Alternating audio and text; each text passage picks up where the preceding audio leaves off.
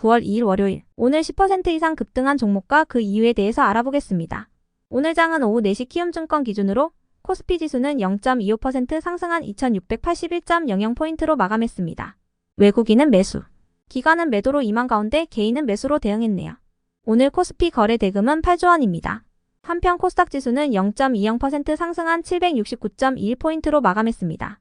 외국인과 기관은 매도로 임한 가운데 개인은 매수로 대응했습니다.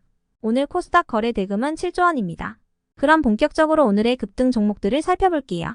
오늘 10% 이상 급등한 종목은 총 30종목으로 코스피에서는 7종목, 코스닥에서는 23종목이 나왔습니다.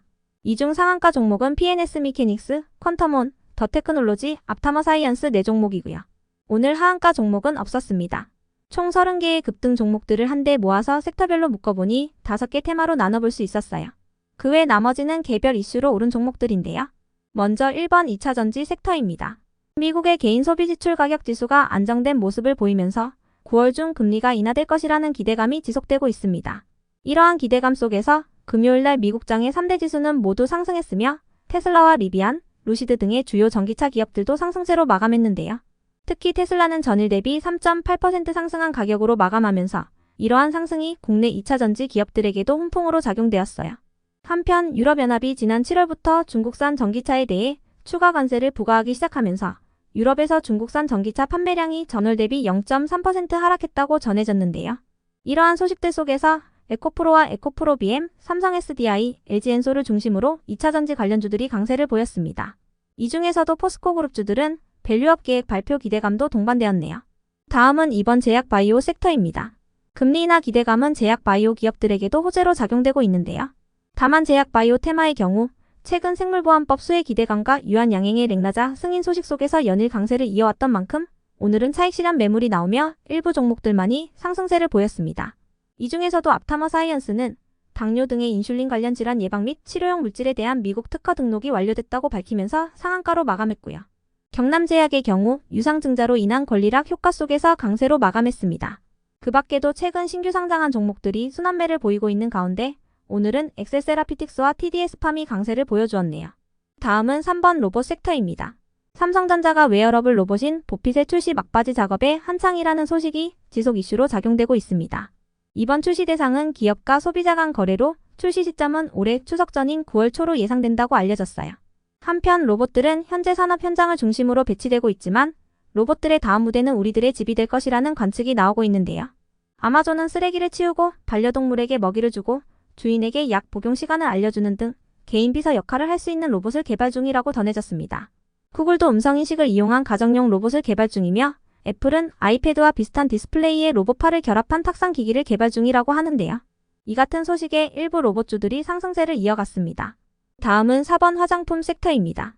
8월 화장품 수출액이 전년 동기 대비 11% 증가한 77조 5,281억 원을 기록했다고 전해진 가운데 하나증권에서는 화장품주들이 최근 급락세를 보이면서 매력적인 가격 수준에 도달했다고 분석했습니다. 이 같은 분석에 최근 약세를 이어오던 일부 화장품주들이 반등세를 보여주었네요. 다음은 5번 딥페이크 섹터입니다. 정부와 여당이 딥페이크 성범죄에 대한 처벌 수위를 강화하고 텔레그램 측과 한라인을 구축하는 등 대책을 마련하고 있는 가운데 일부 보안 및 AI 기업들이 딥페이크 관련주로 상승세를 이어가고 있습니다. 당정은 현행법상 최대 징역이 5년인 허위 영상물 유포에 관한 형량을 최대 7년으로 강화하고 딥페이크 게시물을 유포한 사람뿐 아니라 제작한 사람까지 처벌 대상에 포함하는 방안도 추진한다고 전해졌는데요. 이와 관련하여 촉법 소년 연령을 하향하는 방안도 거론되고 있으며 내년 디지털 성범죄 대응 총 예산은 올해보다 약 3억 원 늘어난 50억 7,500만 원으로 책정됐습니다. 이러한 소식들이 지속 이슈로 작용되며 일부 딥페이크 관련주들이 부각되었습니다. 그 외 나머지는 개별 이슈로 오른 종목들인데요. 먼저 퀀텀온과 에이펙트, 61CNS, 한울소재과학의 급등 이유는 파악되지 않았습니다. 이어서 더 테크놀로지는 최근 별다른 호재 없이 상한가를 이어오다가 목요일날 딥페이크 관련주로 상승했다는 특징주가 붙으면서 3일 연속 상한가로 마감한 종목인데요. 금요일 장마감 후 시장본부의 조회 공시 요구에 대해 사업 다각화와 수익 창출 사업을 위해서 타법인 주식을 인수하는 방안을 거래 상대방과 논의 중이지만 아직 확정된 사항은 없다고 답변했습니다. 해당 소식에 더 테크놀로지가 사업 다각화 및 수익 창출 사업 기대감을 입으며 상한가로 마감했네요.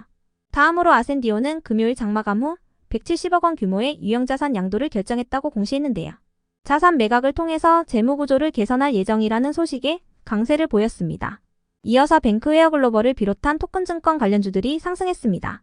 그동안 많은 사업자들이 토큰증권 시장을 육성하겠다는 정부의 방침에 따라 미술품과 음원저작권, 한우와 부동산 등의 다양한 조각투자 상품을 출시했지만 관련 법들의 정비가 늦어진 탓에 시장 활성화에 어려움을 겪었는데요.